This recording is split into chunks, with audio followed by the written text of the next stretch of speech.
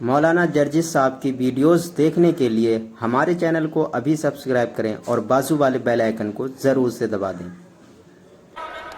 آپ نے کئی چیزوں کی طرف اشارہ کیا۔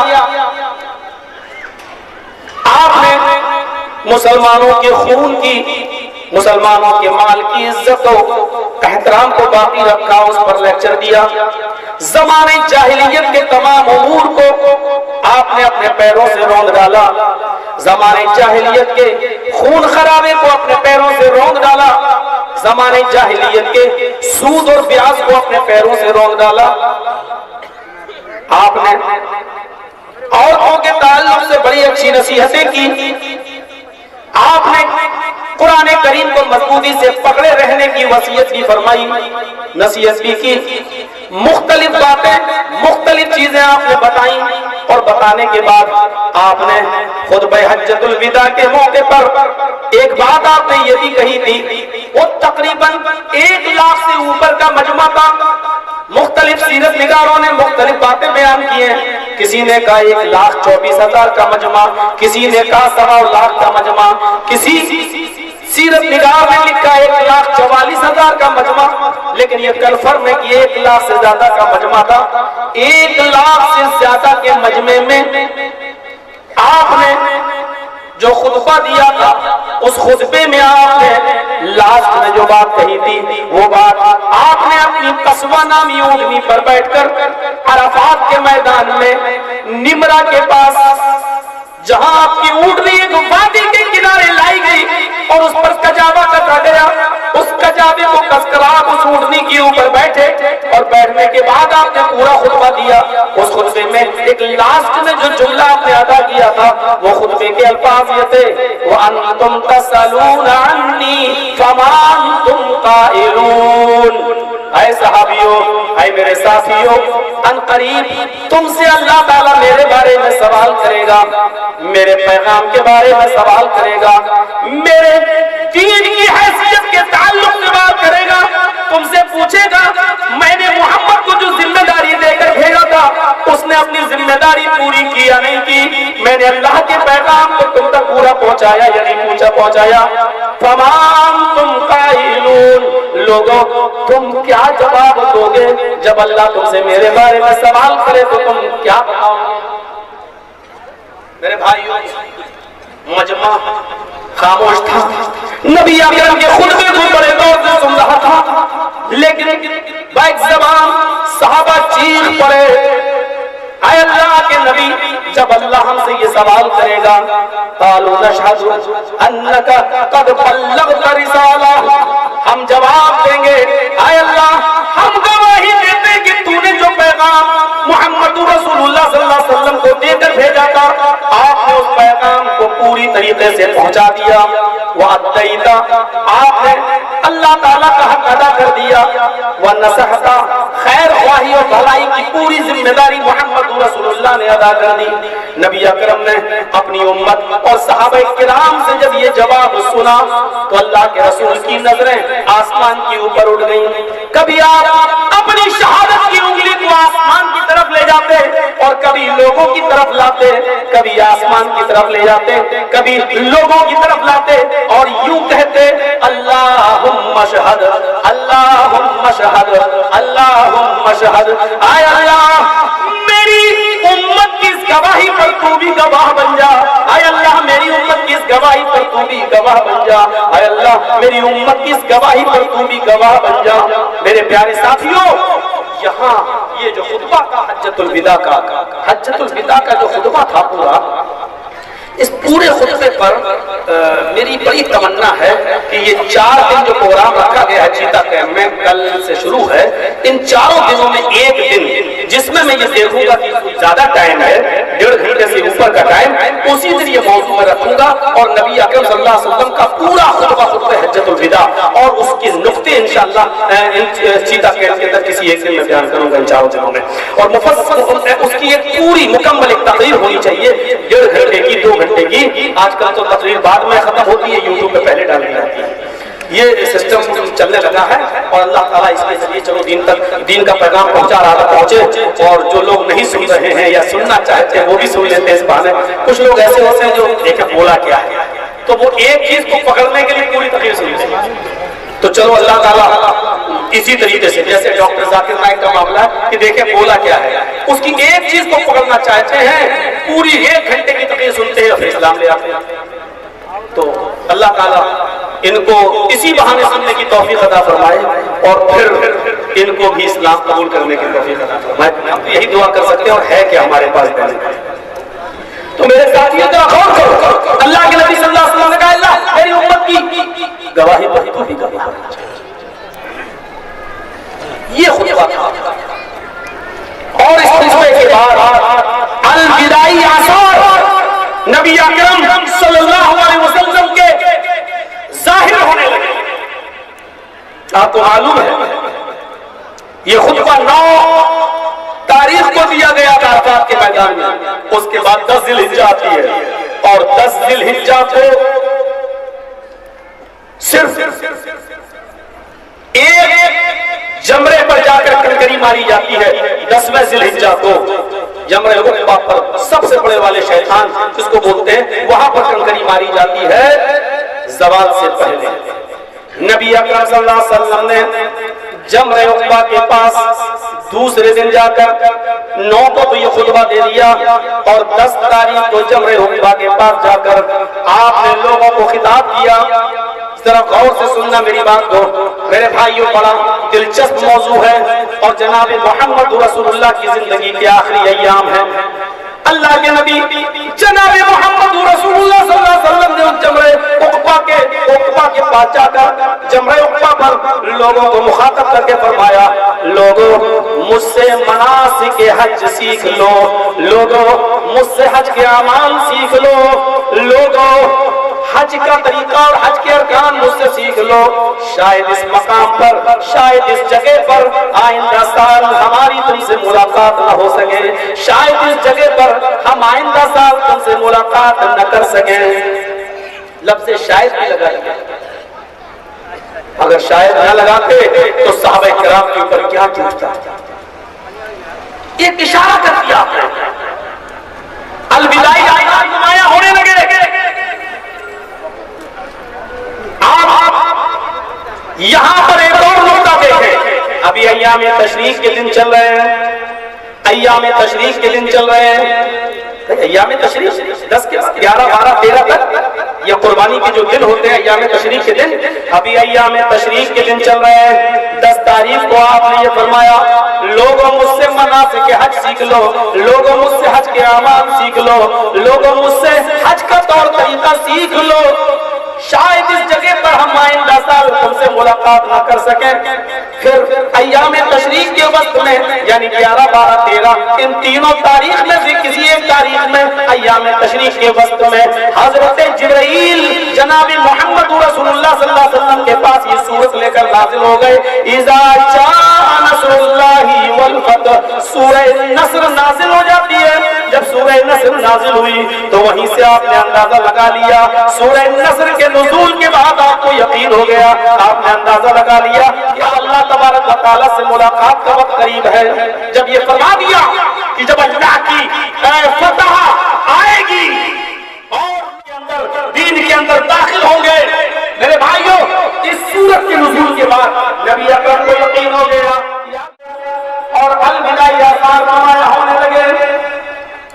آپ نے خود فرمایا کہ لوگوں مجھے لگتا ہے کہ آئندہ سال شاید میں اس جگہ پر دوبارہ تم سے ملاقات نہ کر سکوں، اس لیے کہ حضرت جبرائیل مجھے ہر سال ایک مرتبہ قرآن کا دور کرایا کرتے تھے، آسمان سے آیا کرتے تھے، اور ایک بار ہر سال مجھے قرآن کا دور کراتے تھے، لیکن اس سال حضرت جبرائیل نے مجھے 2 مرتبہ قرآن کا دور کرایا۔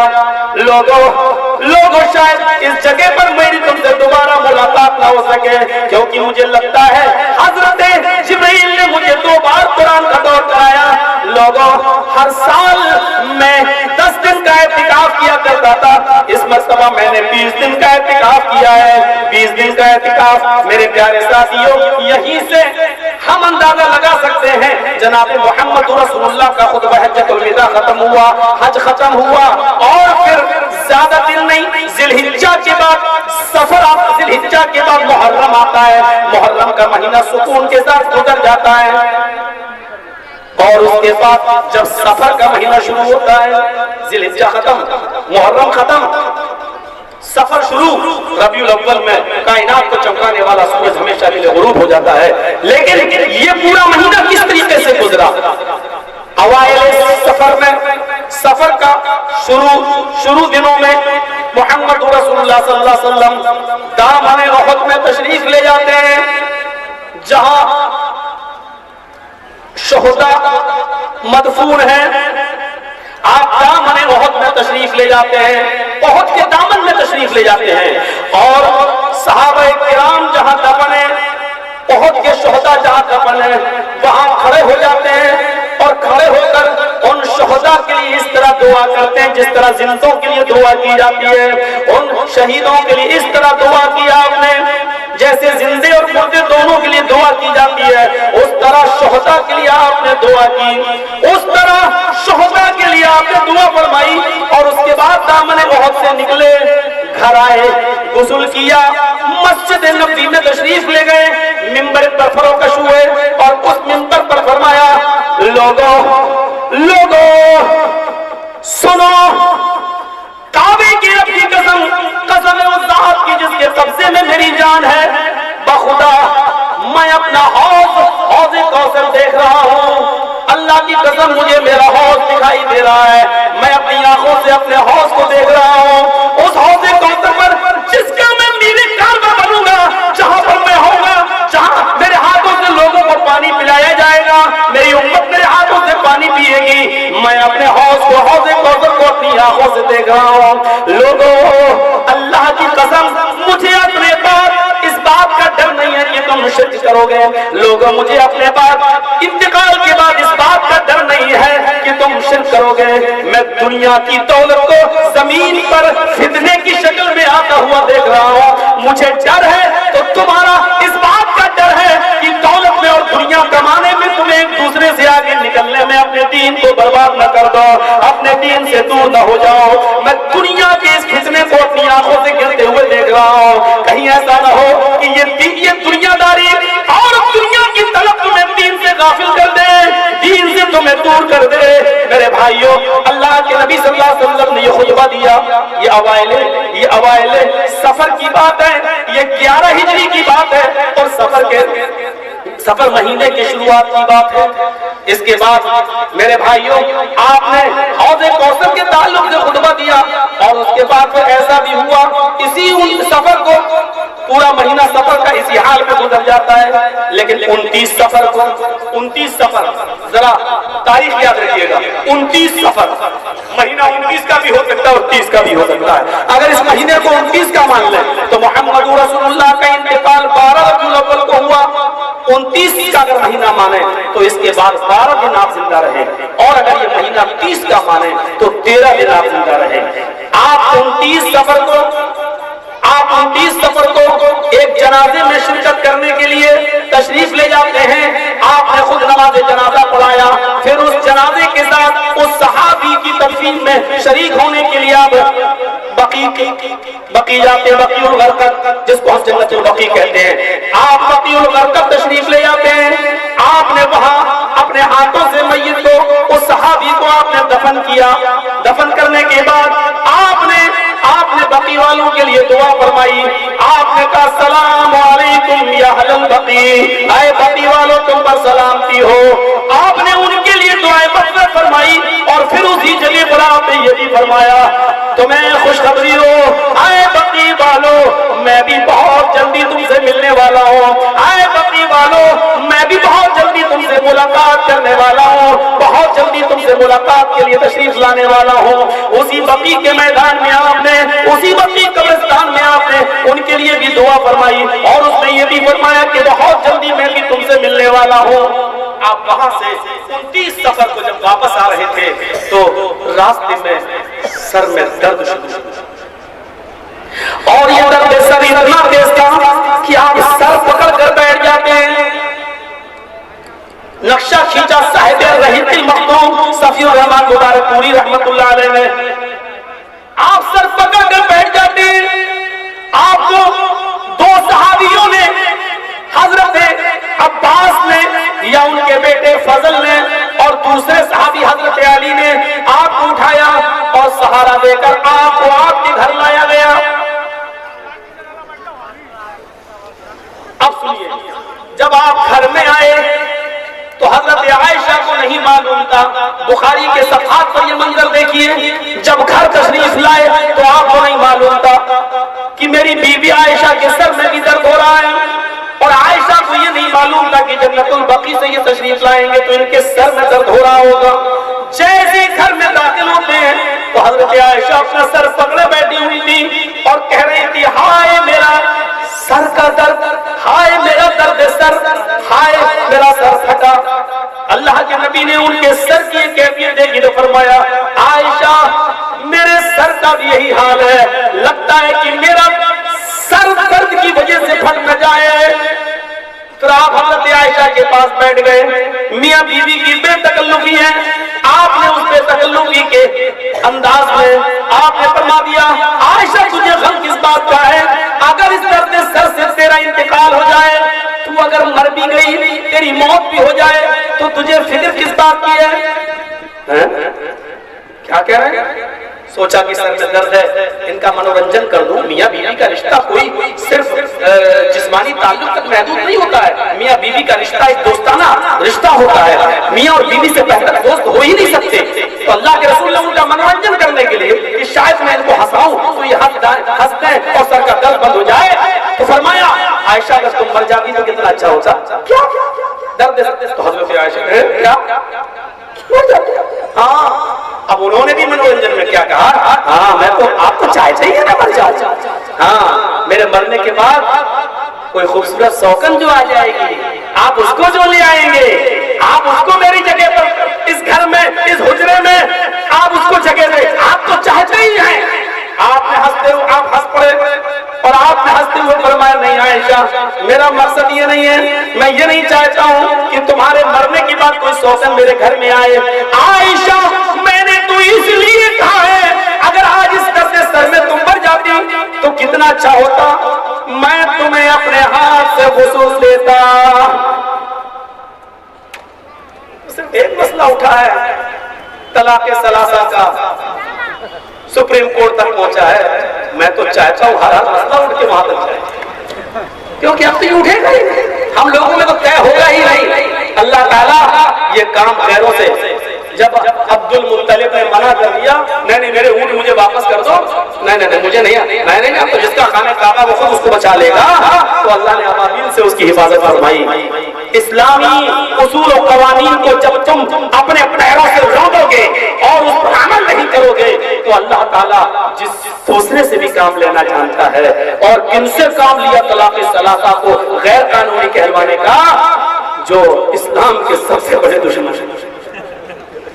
आप देख लीजिए, अल्लाह करे कि हलाले का मसला भी उठे और जाए सुप्रीम, अल्लाह करेगी शौहर बीवी को गुस्ल दे सकता है या नहीं, और बीवी शौहर को दे सकती है, ये भी मसला जाए। हम में और तुम में बैठ के तो हल होंगे नहीं, शायद यहीं से हल हो जाए। अल्लाह इनसे भी काम लेना जानता है। तो हजरत आयशा, अल्लाह के नबी फरमाते, बुखारी के सफ़हात पर मंजर देखो, बुखारी के सफ़हात पर मंजर देखो, अल्लाह के नबी ने फरमाया, आयशा कितनी खुश नसीब होती तुम, अगर तुम्हारा इंतकाल हो जाता, मैं तुम्हें अपने हाथों से गुस्ल देता, मैं तुम्हें कफन पहनाता, या तो शक्ल तक नहीं देखने दी जाती। गुस्ल देना तो बहुत दूर की बात, क़यामत में गुस्ल दे दिया, तलाक हो गई, निकाह के बाद तो मरने के बाद तो निकाह टूट जाता, दे दिया। अरे यहाँ तो क़यामत बर्पा हो जाएगी, क़यामत। बुखारी के सफ़हात पर पढ़िए, हज़रत मुहम्मद रसूलुल्लाह कह रहे हैं, आयशा अगर तुम इंतकाल कर जाती मेरी जिंदगी में इस बीमारी में, तो मैं तुम्हें अपने हाथ से गुस्ल देता, और गुस्ल ही नहीं देता, मैं तुम्हें कफन भी पहनाता, मैं तुम्हारी जनाजे की नमाज भी पढ़ता, मैं तुम्हारी दुआएं मग़फ़िरत भी करता, मैं कब्र में उतरता, मैं तुम्हें अपने हाथों से कब्र में उतारता, तुम्हें मिट्टी भी देता और तुम्हारी मग़फ़िरत की दुआ भी करता। आयशा तेरे नसीबे का क्या کرنا ہوتا. آپ بتائیے. اور اس کے بعد آپ روزانہ پوچھتے رہے انتقال سے 11 دن پہلے آج میری باری کہاں ہے. جہاں ہوتی تھی وہاں پہنچا دیا گیا. دوسرے دن پوچھا 10 دن پہلے آج میری باری کہاں ہے. جہاں تھی بتا دیا گیا. 9 دن پہلے آج میری باری کہاں ہے. جس کے یہاں تھی پہنچا دیا گیا. 8 دن پہلے آج میری باری کہاں ہے. جس کے یہاں تھی پہنچا دیا گیا. 7ویں دن انتقال سے 7 دن پہلے آپ کی طبیعت میں کچھ زیادہ ناسازگی آئی. درد کا سر پڑ گیا. بخار کی وجہ سے سر میں آپ نے پٹی باندھ لی. پٹی باندھے ہوئے تھے سر میں اور پوچھ رہے تھے کہ میری باری کہاں ہے. بار بار پوچھتے جا رہے تھے میری باری کہاں ہے. بتایا آج آپ کی باری عائشہ کے گھر میں. ساری بیویاں سمجھ گئی اللہ کے نبی صلی اللہ علیہ وسلم کو اسی باری کا انتظار تھا. اور وہ یہ بھی سمجھ گئی اشاروں سے کہ اللہ کے نبی اپنی اسی بیوی کے گھر میں رہنا چاہتے ہیں. لیکن بے انصافی کیسے کریں. استفہامیہ نظریں اٹھتی ہیں بیویوں کی طرف. اگر تمہاری اجازت ہو تو میں عائشہ کے گھر ہی میں کچھ دن رہ لوں. ساری بیویاں اجازت دے دیتی ہیں خوشی خوشی. ہاں ٹھیک ہے آپ حضرت عائشہ کے حجرے میں رہیے. حضرت عائشہ بیان کرتی ہے انتقال سے 7 دن پہلے محمد رسول اللہ کو ایک بیوی کے حجرے سے میرے حجرے میں اس طرح لایا گیا کہ ایک طرف حضرت ابن عباس تھے اور دوسری طرف حضرت علی تھے. دونوں نے اپنے اپنے کاندھوں پر نبی اکرم کو اٹھا رکھا تھا. آپ کے پیر زمین پر گھسٹ رہے تھے. بخاری باب منزل نبی صلی اللہ علیہ وسلم کے اندر پورا منظر دیکھ لیجئے. اس حال میں نبی اکرم میرے گھر میں داخل ہوئے میرے حجرے میں کہ ایک طرف حضرت ابن عباس تھے اور دوسری طرف حضرت علی تھے اور یہ دونوں سہارا دیے ہوئے تھے. نبی اکرم کے سر سے پٹی بندھی ہوئی تھی اور پیر زمین کے اوپر کھسک رہے تھے. اس حال میں آپ میرے حجرے میں داخل ہوئے. میں نے اپنے بستر پر محمد رسول اللہ کو آرام سے لٹا دیا. میں نے ان کو اپنی ران کے اوپر ان کا سر رکھ لیا. میں ان کے اوپر معجزات پڑھتی جاتی. نبی اکرم نے مجھے جو دعائیں سکھائی تھی میں ان دعاؤں کو پڑھتی جاتی اور برکت کے طور پر نبی اکرم کے ہاتھ میں دم کر کے اور نبی کے ہاتھ کو ہی ان کے پورے جسم پر پھیرتی جاتی. یہ 7 دن پہلے محمد رسول اللہ صلی اللہ علیہ وسلم اپنے گھر حضرت عائشہ صدیقہ کے پاس تشریف لاتے. ہاں اب سنیے جب تشریف لے آئے تو آپ نے خواہش ظاہر کی. 7 دن پہلے آپ نے خواہش ظاہر کی کہ تو بخار تو بہت تیز ہے, میرا جسم چلا جا رہا ہے, سر میں درد بہت تیز ہے, مجھے مختلف کنووں کے پانی سے نہلائیے. میرے لیے مختلف کنووں کا پانی لایا جائے. 7 کنووں کا پانی لایا گیا. حضرت عائشہ فرماتی ہیں ایک برتن تھا حضرت میمونہ کے گھر میں, اس کو ہم لوگ لگن بولا کرتے تھے. اس برتن کو لگن کہا جاتا ہے. اس لگن کو لایا گیا اور اس لگن میں اللہ کی ٹپ کی طرح تھا, اس ٹپ کو رکھ دیا گیا. اس پر نبی اکرم صلی اللہ علیہ وسلم کو بٹھا دیا گیا. پھر اللہ کے نبی صلی اللہ علیہ وسلم کے اوپر 7 کنووں کا پانی ڈالا گیا. اس دن آپ طبیعت سے نہائے. 7 کنووں کا پانی نبی اکرم کے اوپر ڈالا گیا اور آپ اتنا نہائے اتنا نہائے اتنا نہائے کہ آپ خود ہی کہنے لگے بس بس کرو, آج میں طبیعت سے نہایا ہوں, آج میں نے طبیعت سے غسل کیا ہے. اللہ کے نبی صلی اللہ علیہ وسلم غسل کر چکے, تھوڑا سا ہلکا محسوس کرتے ہیں اپنے آپ کو, بخار میں کچھ کمی آتی ہے. آپ مسجد کے اندر تشریف لے گئے, آپ نے وہاں جا کر نماز پڑھائی. آپ نے وہاں جا کر نماز پڑھائی اور نماز پڑھانے کے بعد بیٹھ کر خطبہ دیا. وہاں آپ نے بیٹھ کر خطبہ دیا. اب یہ تو خطبے میں آپ نے کچھ نصیحتیں کی, کچھ وصیتیں کی اور نصیحتیں کرنے کے بعد محمد رسول اللہ صلی اللہ علیہ وسلم اپنے گھر تشریف لے آتے, اپنے حجرے میں آتے. انتقال سے 6 دن پہلے آپ مسجد میں نہیں جا سکے, یا گئے تو نماز پڑھی اور آ گئے, نماز پڑھی اور آ گئے. اس سے زیادہ آپ نے کچھ نہیں کیا. میرے بھائیوں 5 دن پہلے انتقال سے 5 دن پہلے طبیعت میں تھوڑا سا سکون پائے تو پھر گئے مسجد میں. آپ نے پہلے ممبر پر بیٹھ گئے, ابھی آپ نے نماز نہیں پڑھائی, پہلے ممبر پر بیٹھ گئے اور بیٹھنے کے بعد آپ نے یہ خطبہ بیان کر دیا. انتقال سے 5 دن دیا وہ بیٹھ کر آپ نے دیا. اس کے بعد ظہر کی نماز پڑھائی. آپ نے جو بیٹھ کر خطبہ دیا اس میں آپ نے پہلا جو جملہ ادا کیا وہ جملہ یہ تھا لعنت اللہ علی الیہود والنصارى اتخذوا قبور انبیائہم مساجدا. اللہ کی لعنت ہو یہودیوں پر, عیسائیوں پر, اللہ کی پھٹکار ہو یہود و نصارہ پر جنہوں نے اپنے اپنے نبیوں کی قبروں کو سجدہ کرنے کی جگہ بنا لیا, اپنے اپنے نبیوں کی قبروں کو مسجد بنا لیا. جو کام مسجد میں ہوتے ہیں سجدہ کرنے کا, یہ یہود و نصارہ اپنے اپنے نبیوں کو سجدہ کرنے لگے. اللہ کی لعنت ہو یہود و نصارہ پر جنہوں نے اپنے اپنے نبیوں کی قبروں کو سجدہ گاہ بنا لیا. مسلم کے حدیث کے دوسرے الفاظ ہیں قاتل اللہ الیہود والنصارى اتخذوا قبور انبیائہم المساجد. بخاری میں لعنت اللہ اور مسلم میں قاتل اللہ الیہود والنصارى. اللہ برباد کر دے, اللہ تباہ کر دے یہود و نصارہ کو جنہوں نے اپنے اپنے نبیوں کی قبروں کو سجدہ گاہ بنا لیا. ججی صاحب کچھ بولنے کی ضرورت نہیں ہے, آپ حدیث پڑھتے جائیے, پوسٹ مارٹم اپنے آپ ہوتا جائے.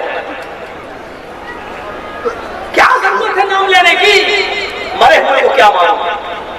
جس کو اللہ کے رسول نے اتنا زبردست مار دیا ہو, لعنت ہو یہود و نصارہ پر جنہوں نے اپنے اپنے نبیوں کی قبروں کو مسجد و سجدہ گاہ بنا لیا. اب تعویل کریں گے نہیں, وہ عبادت والا سجدہ کرتے تھے, ہم تو تعظیم ہی کرتے ہیں, ہم تو عزت والا کرتے ہیں. عزت والا سجدہ جائز ہے تو ٹھیک ہے. ہم اس دیش کے سروچ پد پر براجمان پردھان منتری کو کرنا کیا کہو گے آپ؟ ہم یہ کہہ رہے عبادت والا نہیں ہے, ہم نے تو تعظیم ہی کیا ہے, عزت والا کیا ہے. اور اللہ کے رسول نے فرمایا تم دوسروں کے بزرگوں کی عزت کرو تاکہ وہ جواب میں تمہارے بزرگوں کی عزت کریں. تو اس کا مطلب یہ ہے کہ آپ فتویٰ تو دو کہ تعظیمی سجدہ جائز ہے. اگر تعظیمی سجدہ جائز ہے تو عیسائی بھی تو عیسیٰ کو تعظیمی سجدہ کرتا ہے, پھر کافر کیوں ہے؟ یہودی بھی تو موسیٰ کو تعظیمی سجدہ کرتا ہے, پھر وہ ناجائز کیوں ہے؟ ہندو بھی تو کرشن جی اور رام چندر جی کو اور مورتیوں کو تعظیمی سجدہ کرتے ہیں, وہ بھی تو ان کی بھکتی اور عبادت نہیں کرتے ہیں, تو پھر وہ ناجائز کیوں ہے؟ یہ کریں تو ناجائز, تم کرو تو جائز. اب لیپ ٹاپ والے بابا آئیں گے اس کی تعریف کریں. غور کرو میرے پیارے ساتھیوں, اللہ کے نبی نے فرمایا اللہ کی لعنت ہو یہود و نصارہ پر جنہوں نے اپنے اپنے نبیوں کی قبروں کو سجدہ گاہ بنا لیا. پوری زندگی آپ اسی سے تو روکتے رہے لوگوں کو, کبھی آپ نے اس انداز میں لوگوں کو روکا. حضرت جابر بن عبداللہ اس حدیث کے راوی ابو داؤد کتاب الجنائز چیپٹر کھولو, نہا رسول اللہ صلی اللہ علیہ وسلم ایو قعد علی القبر. حضرت جابر بن عبداللہ فرماتے ہیں اللہ کے رسول صلی اللہ علیہ وسلم نے منع کیا ہے. ہم اپنی طرف سے کہہ رہے ہیں, اللہ کے نبی کہتے ہیں, جابر بن عبداللہ فرماتے ہیں کہ اللہ کے نبی نے منع کیا ہے ایو قعد علی القبر, قبر کے اوپر بیٹھنے سے. یہاں تو بیٹھیں گے نہیں تو انکم ہی نہیں ہوگی. قبر پر بیٹھنے سے منع کیا, اور صرف منع نہیں کیا, نہا رسول اللہ صلی اللہ علیہ وسلم ان یقعد علی القبر وان یجسس, اور منع کیا کہ اس قبر کو پختہ بنایا جائے, منع کیا اس قبر کو پکا بنانے پختہ کرنے سے. یہاں تو جتنی پکی قبر ہے اتنا بڑا بابا ہے, جتنی مضبوط قبر ہے اتنا ٹھوس بابا ہے. اللہ کے نبی نے منع کیا ہے قبر کو پکا بنانے سے. اور سنیے اللہ کے نبی صلی اللہ علیہ وسلم نے یہ دو چیزیں ہو گئی, منع کیا ہے, اور تیسری چیز ایوبنا علیہ, اس قبر کی اوپر کوئی عمارت بنانے سے, اس قبر کی اوپر کوئی مکان کوئی تعمیر کرنے سے آپ نے منع کیا ہے. منع, اور جس سے جتنا زیادہ منع کیا ہے آج وہ کام اتنے ہی زیادہ نظر آ رہے ہیں, اتنے ہی زیادہ ہو رہے ہیں. آئیے دل چاہتا ہے کہ آپ کو مسلم شریف کتاب الجنائز کی ایک ایسی حدیث سنا دوں جس سے آپ کا دل بھی خوش ہو جائے, اور آپ کے اور ہمارے ان بھائیوں کو بھی احساس ہو جائے کہ वसल्लम ने ऐसी बातें क्यों कही हैं और कही है तो इसका मकसद क्या है? मुस्लिम शरीफ किताबुल जनाइज के अल्फाज हैं, अल्लाह के नबी सल्लल्लाहु अलैहि वसल्लम ने फरमाया लअयजलिस अहदुकुम इला जबरतिन, तुम लोगों में से कोई शख्स अगर आग के किसी अंगारे पर बैठ जाए, आग के अंगारों पर बैठ जाए, तुम लोगों में से अगर कोई शख्स आग के अंगारों पर बैठ जाए, फतहुरिका सियाबहु, और वो आग के अंगारे उसके कपड़ों को जलाकर राख कर दे। आग के अंगारों पर कोई बैठ जाए तुम लोगों में से, और वो आग के अंगारे उसके पूरे कपड़ों को फतहुरिका सियाबहु, और वो आग उसके पूरे कपड़ों को जला दे, जलाकर राख कर दे, और फतखलुसा इला जिल्दिही, और वो आग कपड़ों के साथ साथ उसके जिस्म को भी झुलसा दे। भाई हम आग पर बैठ रहे हैं तो आग पर बैठेंगे तो कपड़े जलेंगे और कपड़ों के बाद फिर हमारा जिस्म भी जलेगा। अल्लाह के नबी क्या कहते हैं? तुम लोगों में से कोई आदमी आग के अंगारों पर बैठ जाए, और मुस्लिम की हदीस है, आग के अंगारों पर बैठ जाए और उसके कपड़े जल जाए, उसकी खाल झुलस जाए, मेरी नजर में ये बेहतर है, खैरुम मिन, मेरी नजर में बेहतर है। किस बात से? अयजलिस अला कब्रिन, कि कोई आदमी किसी कब्र पर बैठे, यानी कब्र पर बैठे, उससे बेहतर है कि वो किसी आग पर बैठ जाए और आग उसके कपड़ों को जला दे और उसके खाल को जला दे। मेरी नजर में ये आदमी बेहतर है, लेकिन बात भी इससे भी ज्यादा बदतर है, इससे भी ज्यादा बुरा है, इससे भी ज्यादा वो आदमी घटिया है जो किसी कब्र पर बैठ जाए। ऊंची कब्रों पर मजावर बनकर बैठने वालों, सीधे साधे मुस्लिम भाई बहनों की जेबों को नोचने वालों, जन्नती दरवाजों के नाम पर सोने की चेनें खींचने वालों, तुम्हें अल्लाह के रसूल सल्लल्लाहु अलैहि वसल्लम ने यह पैगाम दिया है कि आग के अंगारों पर बैठ जाना, अपने कपड़ों को जलवा लेना और अपने जिस्म को झुलसवा लेना, ये बेहतर है, लेकिन कब्र पर बैठ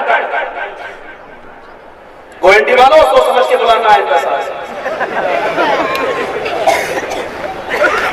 मैं तो बोलूं एक दरवाजा बंद होता है तो अल्लाह 100 दरवाजे खोलता है, यकीन आए तो देख लो, और अल्लाह तकब्बुर से बचाए। 2019 में भी एक दिन खाली नहीं है, पूरा बुक है, भरा भरा है। ज़ालिका फ़ज़्लुल्लाहि युतीहि मन यशा। आप नहीं सुनेंगे तो दूसरे सुनेंगे, हम बात सुनेंगे। दरवाजे खुले हुए हैं, अल्लाह एक बंद करता है 100 और मैं अपने लिए थोड़ी सुनिए, इतनी बड़ी बात, पूरी जिंदगी अल्लाह के रसूल सल्लल्लाहु अलैहि वसल्लम ने इसी की तरफ से। वो कैसे? 5 दिन पहले अल्लाह के नबी क्या कह रहे हैं? लानतुल्लाहि अलल यहूदी वन नसारा इत्तखज़ू कुबूर अंबियाइहिमुल मसाजिद। अल्लाह की लानत हो यहूद और नसारा पर, जिन्होंने अपने अपने नबियों की कब्रों को सजदागाह बना लिया। चलिए, इस लानत के बाद आपने भी खुतबा खत्म नहीं किया, उस खुतबे में आपने क्या फरमाया? लोगों, इशारा देखिए, अलविदाई आसाद, लोगों,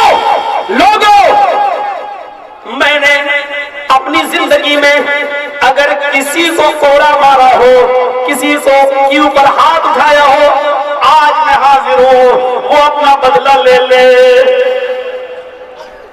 क्या सॉरी कहने में नानी मरी,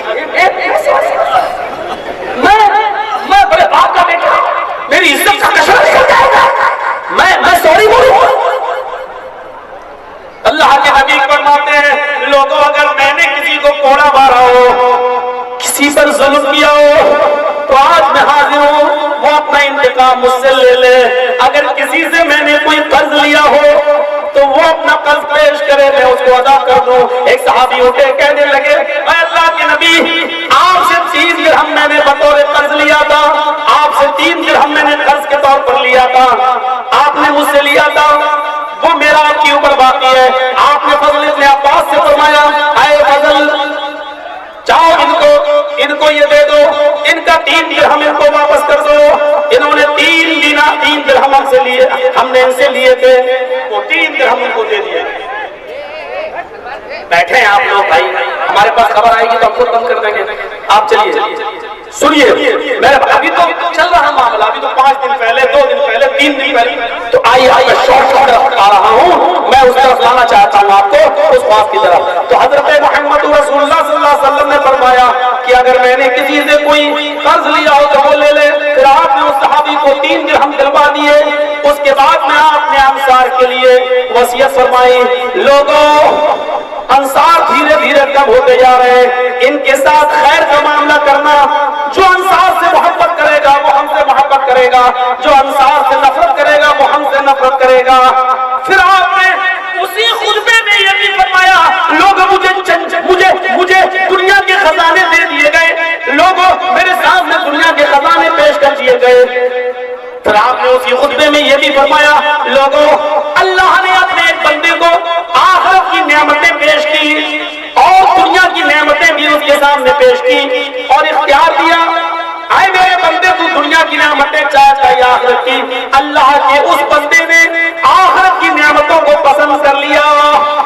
جیسے ہی یہ سنا حضرت ابو سعید خدری ٹوٹ کے رونے لگے، آواز تیز ہو گئی۔ جیسی نبی نے یہ فرمایا، اللہ نے اپنے ایک بندے کو اختیار دیا، چاہو تو آخرت کی نعمتیں لے لو اور چاہو تو دنیا کی نعمتیں۔ اللہ کے اس بندے نے آخرت کی نعمتوں کو پسند کر لیا۔ یہ سنتے ہی ابو سعید خدری رونے لگے۔ ایک صحابی کہنے لگے کہ اس کا تو دماغ سے لیا گیا، اللہ کے نبی تو ایک بندے کی بات کر رہے ہیں اور یہ پتہ نہیں کیوں رو رہا ہے، ارے اس کی بات تھوڑی ہو رہی ہے، اللہ کے نبی تو کسی اور کی بات کر رہے ہیں۔ بعد میں پتہ چلا کہ ابو سعید خدری رضی اللہ تعالیٰ عنہ صحیح تھے، وہ سمجھ گئے تھے اللہ کا وہ بندہ جناب محمد رسول اللہ ہے جنہوں نے دنیا کی نعمتوں کو ٹھکرا دیا اور آخرت کی نعمتوں کو انہوں نے پسند کر لیا۔ اسی خطبے میں آپ نے یہ بھی فرمایا، انتقال سے 5 دن پہلے لوگوں میں نے سب کا احسان ادا کر دیا، کسی کا کوئی احسان میرے اوپر باقی نہیں ہے سوائے ابو بکر کے، میں ابو بکر کا احسان ادا نہیں کر سکا، ابو بکر کا احسان میرے اوپر باقی ہے۔ اسی خطبے میں آپ نے یہ بھی فرمایا، لوگوں اگر اللہ نے مجھے اپنا خلیل نہ بنایا ہوتا تو میں ابو بکر کو اپنا خلیل بناتا۔ اسی خطبے میں آپ نے فرمایا، میرے انتقال کے بعد مسجد نبی کی طرف کھلنے والے سارے دروازوں کو بند کر دینا، کوئی دروازہ کھلا رہنا سوائے ابو بکر کے دروازے کے، ابو بکر کے دروازے کو کھلا رکھنا، باقی سارے دروازے بند کر دینا۔ میرے پیارے ساتھیوں، یہ 5 دن پہلے خطبہ دیا، انتقال سے 4 دن پہلے آپ نے فرمایا، لوگ لاؤ میں تمہارے لیے کچھ تحریر لکھ دوں۔ اس پر کچھ اختلاف ہوا، کچھ لوگوں نے کہا نبی اکرم کی طبیعت ٹھیک نہیں ہے، بعد میں تحریر لکھوا لیں گے جب آپ صحیح ہوں گے، ہمارے لیے اللہ کا قرآن کافی ہے۔ کچھ لوگ کہنے لگے پتہ نہیں نبی اکرم کی وصیت کیا ہے، لکھ لینا ضروری ہے۔ اتنا اختلاف ہوا کہ اللہ کے نبی نے فرمایا ہمارے سامنے سے اٹھ جاؤ۔ پھر اسی انتقال سے 4 دن پہلے آپ نے 3 وصیتیں فرمائی، آپ نے 3 وصیتیں فرمائی۔ پہلی وصیت یہ تھی انتقال سے 4 دن پہلے، لوگوں یہود و نصارہ کو جزیرۃ العرب سے نکال دینا۔ دوسری وصیت یہ تھی، لوگوں وفود دوسرے شہروں سے جب آئیں گے اسلام لانے کی غرض سے تو ان کی ویسی خدمت کرنا اور خاطر مدارات کرنا جیسے میں اپنی زندگی میں کرتا ہوں۔ اور راوی کہتا ہے تیسری وصیت ہی کی تھی لیکن وہ میں بھول گیا کہ تیسری وصیت کیا تھی، شاید وہ یہ تھی کہ اللہ کی کتاب قرآن کو مضبوطی سے پکڑے رہنا، یا شاید وہ وصیت یہ تھی کہ جس لشکر کو لشکر اسامہ کو میں نے روانہ کیا ہے، آئے لوگوں میرے انتقال کے بعد اس لشکر اسامہ کو روانہ کر دینا، اس کو روکنا نہیں، اس کو جہادی مہم پہ جانے دینا، اس کو روکنا نہیں۔ شاید وہ یہ وصیت تھی، مجھے پتا نہیں کہ وہ کیا وصیت تھی، میں بھول گیا، شاید ان 2 وصیتوں میں سے کوئی وصیت تھی۔ میرے پیارے ساتھیوں، اس کے بعد 2 دن آپ مسجد کے اندر نہیں آ سکے، پھر انتقال سے 2 دن پہلے پھر مسجد کے اندر آئے، ظہر کی نماز آپ اندر آئے، ابو بکر صدیق نماز پڑھا رہے تھے، جیسے آپ اندر آئے ابو بکر پیچھے آنے لگے، اللہ کے نبی نے اشارہ کیا تم اپنی جگہ پر رہو، وہ اشارہ سمجھ گئے اپنی جگہ پر رہے، اللہ کے نبی ان کے بائیں طرف بیٹھ گئے جہاں امام بیٹھتا ہے۔ اب منظر یوں تھا کہ اللہ کے نبی نماز پڑھا رہے تھے بیٹھ کر، اس کی ابتدا ابو بکر صدیق کر رہے تھے اور ابو بکر کی ابتدا تمام مصلیوں تمام صحابہ کر رہے تھے، یعنی اللہ کے نبی نماز پڑھا رہے تھے، ابو بکر ابتدا کر رہے تھے اور ابو بکر کی ابتدا سارے صحابہ کر رہے تھے۔ یہ منظر نظر آیا، آپ نے یہ ظہر کی نماز پڑھائی اور اس کے بعد پھر آپ نماز نہیں پڑھا سکے، پھر آپ انتقال سے 1 دن پہلے آپ کا معاملہ بالکل عجیب تھا، آپ اللہ کے نبی کے وہ سب آپ نے آزاد کر دیے. 7 درہم اللہ کے نبی کے پاس تھے, ان 7 درہموں کو آپ نے صدقہ کر دیا. پھر آپ نے فرمایا لوگوں میری ایک زرہ یہودی کے پاس گروی رکھی ہوئی ہے, اس زرہ کو تم لے لینا. میں نے کوئی 30 یعنی 75 کلو جو کہ بس میں نے اس زرہ کو گروی رکھ دی. میرے پاس کھانے پینے تو نہیں تھا, میں نے 75 کلو جو سے اس زرہ کی بس لے لیا تھا. جب میں 75 کلو جو دے دوں تو وہ زرہ تم مجھے دے دینا. میرے پاس 75 کلو جو کا انتظام نہیں ہو سکا, وہ زرہ 75 کلو جو دے کر لے لینا اور بیت المال میں جمع کر دینا, جہاد کے کام آئے گی. میرے بھائیوں وہ رات آخری رات تھی, وہ رات آخری رات تھی. جو لوگ نبی اکرم کو دور سے دیکھنے آ رہے تھے وہ بس نبی اکرم سے ملاقات کر کے جا رہے تھے. کسی نے کہا عائشہ گھر میں چراغ جلا دو, میں تمہارے نبی سے ملاقات کے لیے آتا ہوں, چہرہ نہیں دیکھ پا رہا ہوں. تو حضرت عائشہ نے فرمایا یہ تمہارے نبی ہیں, ان سے کہو کہ گھر میں کیا ہے. 7 درہم نے وہ بھی سب کو خراب کر دیا. میرے گھر میں اتنا تیل نہیں کہ میں چراغ جلا کر تمہیں جناب محمد رسول اللہ صلی اللہ علیہ وسلم سے ملوا سکوں اور نبی کا چہرہ دکھلا سکوں. وہ رات کٹ گئی. اب سنیے جو منظر دیکھنے کے لائق ہے, فجر کی نماز کا وقت ہے. آپ نے آواز سنی, ابو بکر نماز پڑھا رہے ہیں. پردہ ہٹایا حجرہ عائشہ کا, پردہ ہٹا کر کیا دیکھتے ہیں, حضرت ابو بکر مصلی امامت میں کھڑے ہیں جہاں اللہ کے رسول کھڑے ہوتے تھے, اور سارے صحابہ آپ کے پیچھے نماز پڑھ رہے ہیں. جیسی پردہ ہٹا ہوا دیکھا, ابو بکر پیچھے کی طرف ہٹنے لگے. آپ نے خاص کر اشارہ کیا نہیں تو بھی نماز پڑھاؤ. اس دن ایسا لگا اللہ کے نبی صلی اللہ علیہ وسلم کا چہرہ ٹمٹما اٹھا, چمک اٹھا. آپ نے جب پردہ کھولا تو صحابہ کرام فتنے میں نہ پڑ جائیں, نمازیں پڑھنے نہ لگ جائیں. ایسا لگنے لگا کہ اللہ کے رسول کی خیریت اور خبر پوچھنے کے لیے کہیں ٹوٹ نہ پڑے کہ آپ کیسے ہیں. لیکن فوراً یہاں آپ نے اشارہ کر دیا کہ پہلے نماز ادا کرو. اور ابو بکر کو مصلی امامت میں کھڑا دیکھا تو آپ خوش ہیں اور خوشی سے چہرہ تلملا اٹھا. آپ نے پردہ فوراً چھوڑ دیا. صحابہ نے نماز ادا کر لی اور پھر نبی اکرم سے ملاقات کرنے کے لیے چلے آئے. اس دن آپ نے کچھ خوشی محسوس کی, لیکن یہ خوشی یہ صحت زیادہ دیر پائیدار نہ رہ سکی. پھر آپ کی طبیعت بگڑ گئی, پھر سورج نکل آیا, پھر آپ کے پاس کوئی دوسری نماز کا وقت نہیں آیا. چاش کے وقت آپ نے حضرت فاطمہ کو بلوایا. حضرت فاطمہ آئی. حضرت فاطمہ نے نبی اکرم کو دیکھا تو چیخ پڑی, واہ کر بابا, آئے میرے ابو کی تکلیف. اللہ کے نبی نے فرمایا فاطمہ آج کے بعد تیرے ابو کو کبھی بھی تکلیف نہیں ہوگی. اس کے بعد آپ نے ان سے سرگوشی کی اور کان میں کچھ ان کے راز کی بات کہی. حضرت فاطمہ رونے لگی. اس کے بعد آپ نے پھر ان سے سرگوشی کی. حضرت فاطمہ ہنسنے لگی. پہلی بار سرگوشی کی تو فرمایا فاطمہ آج کی بات تیرے باپ کو کبھی بھی تکلیف نہیں ہوگی اور تیرے باپ آج اللہ کو پیارے ہو جائیں گے. حضرت فاطمہ رونے لگی. اس کے بعد فرمایا دوسری بار جب ہنسی تو فرمایا فاطمہ اللہ تعالیٰ نے تجھے جنت کی تمام عورتوں کا سردار بنا دیا اور میرے اہل بیت میں تم سب سے پہلے مجھ سے ملاقات کرو گی. یہ سنتی ہیں تو ہنس دیتی ہیں اور اس کے بعد جانے لگتی ہیں. حضرت عائشہ نے پوچھا اے فاطمہ اللہ کے رسول نے سے تمہارے کان میں کیا کہا کہ پہلے تم روئی پھر کیا کہا کہ تم ہنسی. حضرت فاطمہ نے فرمایا امی عائشہ یہ میرے اور میرے ابو کے درمیان ایک راز کی بات ہے جو میں نہیں بتا سکتی. یہ میرے اور میرے ابو کے درمیان ایک راز ہے جو میں نہیں بتا سکتی. لیکن نبی اکرم کے انتقال کے بعد اپنی ماں ہونے کا حق جتا کر حضرت فاطمہ سے پوچھا کہ تمہیں اپنی ماں کا حق ہے, بتاؤ کیا کہا تھا. تب حضرت فاطمہ نے نبی کے انتقال کے بعد بتایا تھا کہ پہلی بار جب کہا تھا تو یہ کہا تھا جس پر میں روئی, اور دوسری بار جب میں ہنسی تو یہ کہا تھا جس کی وجہ سے میں ہنسی. کوئی بتایا پہلے نہیں بتایا. میرے بھائیوں آپ نے حضرت فاطمہ کی پیشانی کو موضع دیا. حضرت فاطمہ نے اپنے ابو کی تکلیف کو دیکھ کر کہا واہ کر بابا, ہائے میرے ابو کی تکلیف. حضرت فاطمہ کے جانے کے بعد حسن اور حسین کو بلایا. حضرت حسن اور حسین کو بلا کر دیا. آپ نے وصیت فرمائی. آپ نے لوگوں کو فرمایا یہ دونوں میرے جگر کے ٹکڑے ہیں. جس نے حسن اور حسین کو ستایا اس نے مجھے ستایا, اور جس نے حسن اور حسین سے محبت کی اس نے مجھ سے محبت کی. آپ نے ان دونوں کے بارے میں خیر کا معاملہ فرمایا. اور اس کے بعد جب یہ دونوں نوازے بھی چلے گئے تو پھر آپ نے صحابہ کو بلایا.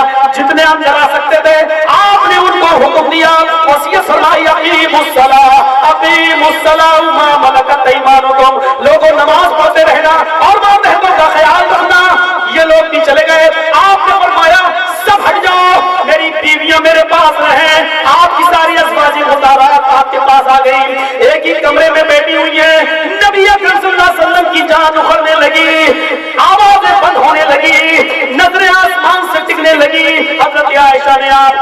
सहारा दिया। हजरत आयशा फरमाती है वो दिन मेरी खुशी का ठिकाना नहीं था, क्योंकि आपका इंतकाल मेरी गोद में हो रहा था, आपकी आखिरी सांसें मेरी गोद में निकल रही थी। आप मेरे लुब्बे और सीने के दरमियान अपना सर रखे हुए थे। इतने में मेरे भाई आ गए, नबी की आवाज बंद हुई। मेरे भाई अब्दुर्रहमान मिसवाक कर रहे थे, आप उस मिसवाक को देखने लगे। मैंने पूछा क्या आप मिसवाक करेंगे? फरमाया इशारा किया। मैंने अपने भाई से मिसवाक ली, आगे का हिस्सा तोड़ा, मैंने उसको नरम किया और मैंने मोहम्मद रसूलुल्लाह को दे दिया। मैंने अपनी ज़बान से उसको कूच कूच कर नरम किया और फिर मैंने नबी को दे दिया। अल्लाह के रसूल ने मेरी झूठी मिसवाक अपने मुंह में लियो करने लगे। मुझे ये खुशी भी मिली कि मेरा लुआब अल्लाह के नबी के लुआब से आखिरी दिन इंतकाल के मौके पर मिल गया।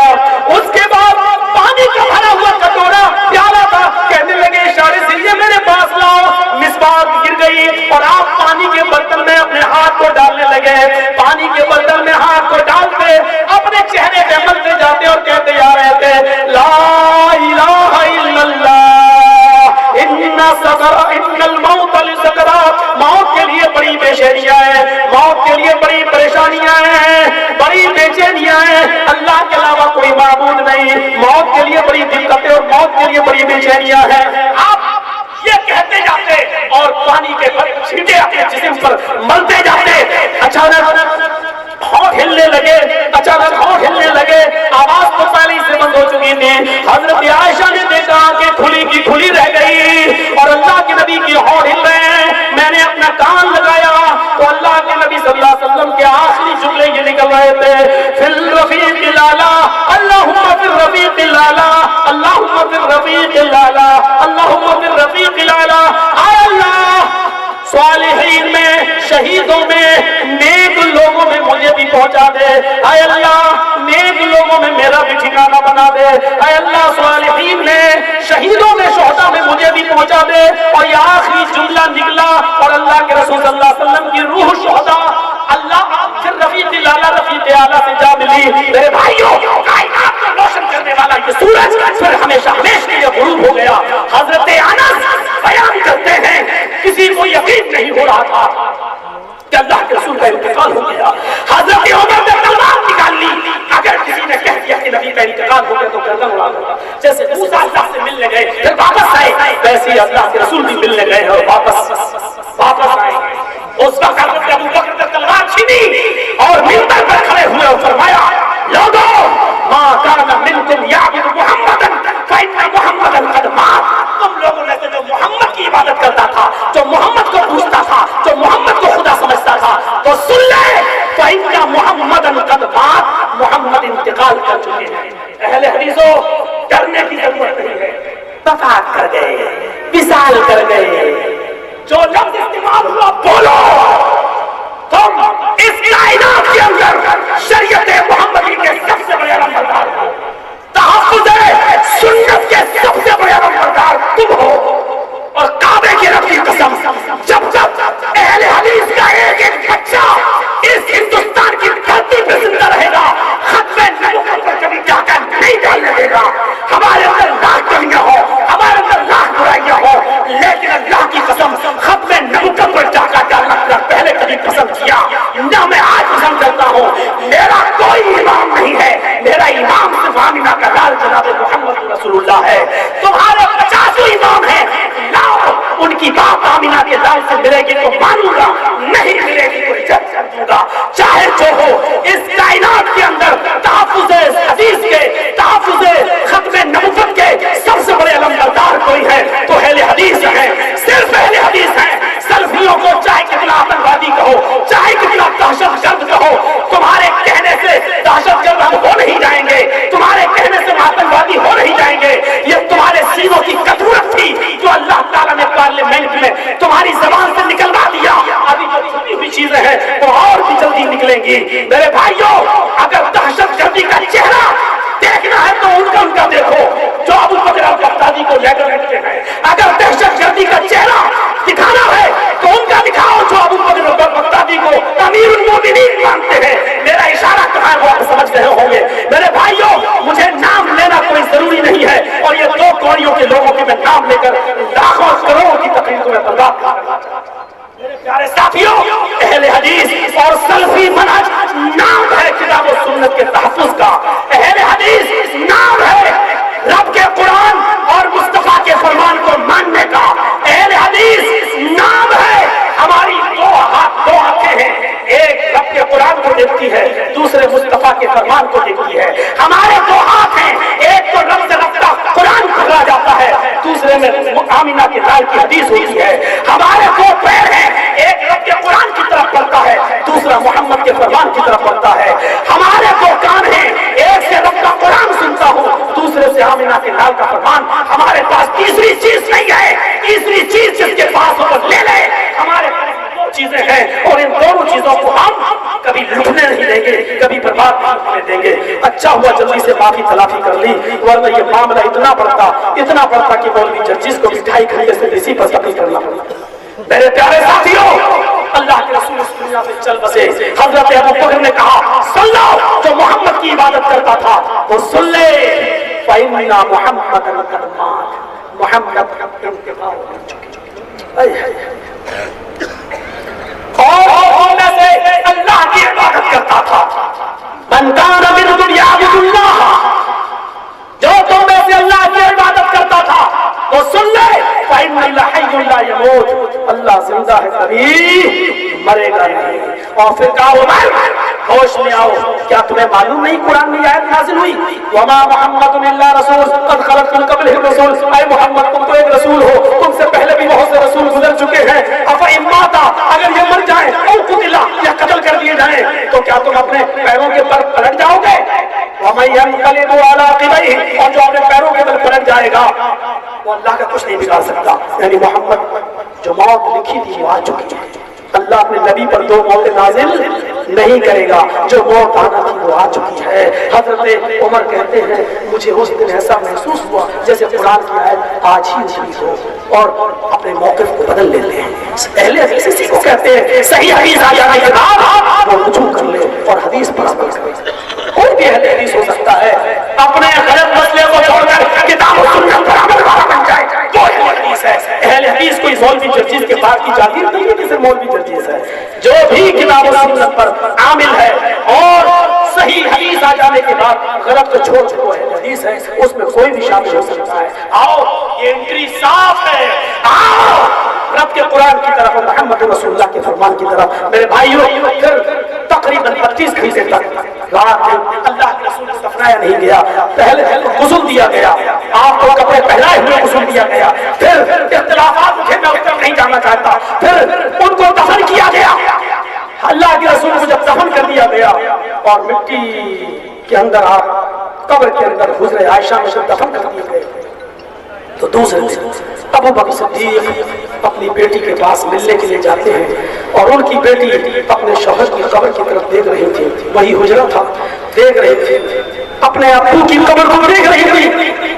अबू बकर आए, अपनी बेटी को सीने से लगाया, सीने से चिपक गई और कहने लगी, अब्बू, अल्लाह के रसूल ने मेरे सीने और लुब्बे के दरमियान आखिरी सांस, मेरा थूक अल्लाह के नबी के थूक से मिल गया, मेरी बारी बारी नाम मैं कितनी खुशनसीब हूँ। अबू बकर सिद्दीक अपनी बेटी के आंखों के आंसुओं को पोंछते जा रहे थे और कहते जा रहे थे, बेटी मैं तो ये सब सुनने नहीं आया, मैंने तुझसे वादा किया था, उस वादे को पूरा करने आया। बेटी, आज से 2 साल पहले तुम मेरे पास मेरे दस्तरखान पे खाना खा रही थी और तुमने अपना ख्वाब बताया था और कहा था कि 3 चांद आसमान पे चमक रहे हैं। पहला चांद टूट कर मेरे हुजरे में गिरा, फिर दूसरा गिरा, फिर तीसरा गिरा। आयशा, मैंने कहा था अल्लाह के रसूल से मत पूछना, जब ये ख्वाब पूरा होगा तो मैं बता दूंगा। ये तेरे ख्वाब का पहला चांद है जो टूट कर आयशा, यही चांद है जो टूट कर तेरे हुजरे में। अभी 2 चांद और जब अबू बकर का इंतकाल और अबू बकर को दफनाया जाने लगा तो हजरत आयशा, लोग तसल्ली दे रहे हैं, हजरत आयशा कहती है, नहीं, ये तो मेरे ख्वाब का दूसरा चांद है जो दफन हुआ। फिर तीसरी कब्र की जगह पर उन्होंने अपना नाम लिख लिया, नहीं, यहाँ मैं दफन होंगी। लोगों, जब भी मेरा इंतकाल हो तो मुझे मेरे अब्बू और मेरे शौहर के पास तीसरी قبر کی جگہ پر انہوں نے اپنے نام کا اعلان کر دیا. لیکن 10 سال خلافت کرنے کے بعد جب حضرت عمر اس دنیا سے رخصت ہوئے اور جب ابو لولو نے فیروز نے ان کو خنجر مارا اور زخمی ہو گئے اور جب ان کو لگا کہ اب میں بچوں گا نہیں تو انہوں نے ایک قاصد کو بھیجا اور لیٹر لکھ کر اور حضرت عائشہ سے اس تیسری قبر کی جو جگہ تھی حجرے میں اس جگہ پر اپنے آپ کو دفن ہونے کی اجازت مانگی. تو حضرت عائشہ صدیقہ رونے لگی اور کہنے لگی عمر یہ تم نے مجھ سے کیا مانگا؟ عمر میرے نبی میرے ساتھ پوری زندگی تو نہیں رہ سکی, یہی خواب لے کر میں جی رہی تھی کہ کم سے کم انتقال ہوگا تو اپنے شوہر کے بغل میں دفن ہو جاؤں گی, اور تم نے مجھ سے یہ مانگ لیا. اور اس چوکٹ پر کبھی کسی کو کامیاب نہیں لوٹایا گیا. اے عمر کے قاصد جا اور عمر سے کہہ دینا حضرت عائشہ نے اپنی اس زمین کے ٹکڑے کو تمہیں وقف کر دیا ہے, جب تمہارا انتقال ہوگا تو تمہیں دفن کر دیا جائے گا. جب ان کا انتقال ہوا تو انتقال سے پہلے سے فرمایا لوگوں میری قبر کو حجرہ عائشہ کے باہر رکھ دینا, اور انتقال کے بعد حجرہ عائشہ کے پاس میری لاش کو میری باڈی کو رکھنے کے بعد ایک بار اور پوچھ لینا شاید حضرت عائشہ نے میری زندگی کے احترام میں کہہ دیا ہو, اور اگر اس وقت کو اجازت دے دے تو دفن کر دینا, اور اجازت نہ دے تو بقیع میں مجھے دفن کر دینا. لوگوں نے پھر پوچھا عائشہ حضرت عمر کی میت باہر رکھی ہوئی ہے اور ان کی وصیت کے مطابق آخری بار پھر پوچھا جا رہا ہے بتائیے آپ کی رائے کیا ہے؟ حضرت عائشہ نے فرمایا میں نے اجازت دے دی, ان کو دفن کر دو اسی قبر میں جو میرے لیے تھی. عمر کو دفن کر دیا گیا. حضرت عائشہ کہنے لگی اے عائشہ, خود کہہ رہی ہے عائشہ تیسرے چاند کو تو گرتے ہوئے تو نے دیکھا تھا, اگر تو وہ خود ہوتی تو تیسرے چاند کو دیکھتی کیسے؟ تو نے تو تیسرا چاند گرتے ہوئے دیکھا تھا, اس کا مطلب اس قبر میں عمر تھے, تیسرا چاند عمر تھے. تو خود وہ چاند کیسے بننے کی کوشش کر رہی تھی؟ وہ چاند کا نہیں ہو سکتی تھی. میرے بھائیوں یہ تیسرا چاند تھا جو حضرت عائشہ نے دیکھا. یہ نبی اکرم کی زندگی کے آخری وقت حالات تھے. حقیقت میں تو یہ تقریر 2.5-3 گھنٹے میں پوری ہوتی ہے, کیونکہ اس کو کتنا لمبا میں اس کو کھینچوں اور کتنا شارٹ کروں, اس کو کرتے کرتے بھی میں 10:30 بجا دیا. پرشاسن والوں نے ساتھ دیا, بہت ساتھ دیا.